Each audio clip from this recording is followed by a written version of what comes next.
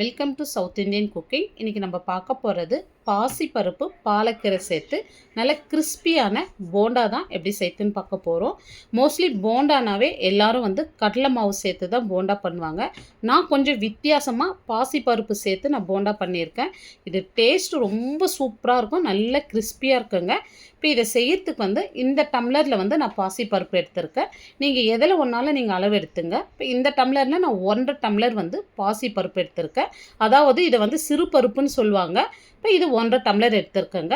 இப்போது 1.5 டம்ளர் பாசிப்பருப்பு எடுத்தோம். அதே டம்ளரில் 1/2 டம்ளர் பச்சரிசி சேர்த்துங்க.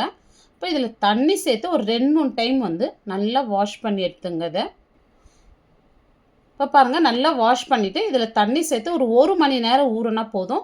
1 மணி நேரத்துக்கு மேலே ஊற வேணாங்க, ஏன்னா எண்ணெய் இழுத்துரும்.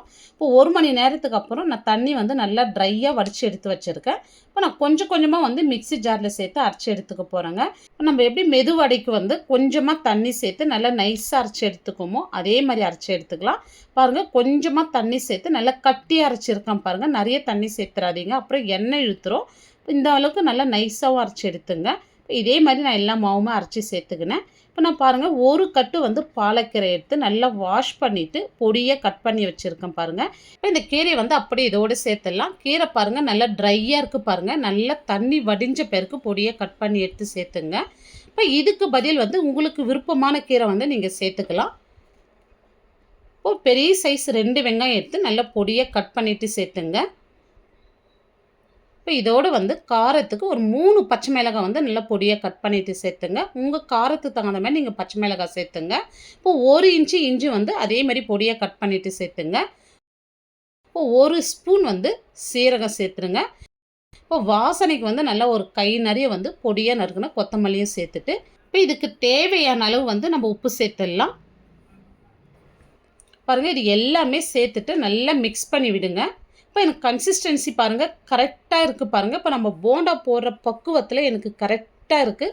ரொம்ப கட்டியாக இல்லை, ரொம்ப தண்ணியாக இல்லை, தான் மாவு பக்குவமாக கரெக்டாக இருக்குது.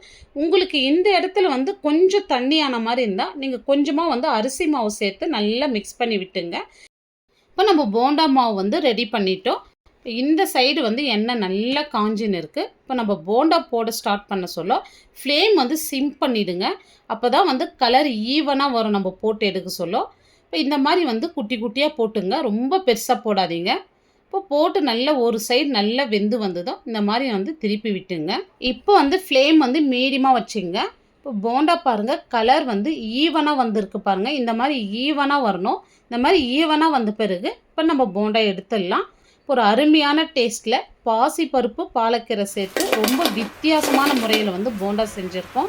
இது ரொம்ப சூப்பராக இருக்குங்க. இதே மாதிரி நம்ம எல்லா போண்டாவும் செஞ்சு எடுத்துட்டோம். இப்போ போண்டா பாருங்கள், எண்ணெய் இழுக்காத ரொம்ப சூப்பராக வந்திருக்கு. நம்ம ஆப்ப சோடாவே சேர்க்கலை, ஆனாலும் பாருங்கள் எந்த அளவுக்கு நல்லா சாஃப்டாக இருக்குது பாருங்கள். போண்டா ரொம்ப டேஸ்ட்டாக இருக்கும். கண்டிப்பாக இந்த போண்டா நீங்கள் ட்ரை பண்ணி பாருங்கள். டேஸ்ட்டு ரொம்ப சூப்பராக இருக்கும். இந்த வீடியோ உங்களுக்கு பிடிச்சிருந்தா கண்டிப்பாக நீங்கள் ஒரு முறை செஞ்சு பாருங்கள். லைக் பண்ணுங்கள், ஷேர் பண்ணுங்கள். நம்ம சவுத் இந்தியன் குக்கிங் சேனலை ஃபஸ்ட் டைம் பார்க்குறீங்கன்னா சப்ஸ்கிரைப் பண்ணிவிட்டு அப்படியே ஆல்ன்ற ஆப்ஷனையும் கிளிக் பண்ணிவிடுங்க.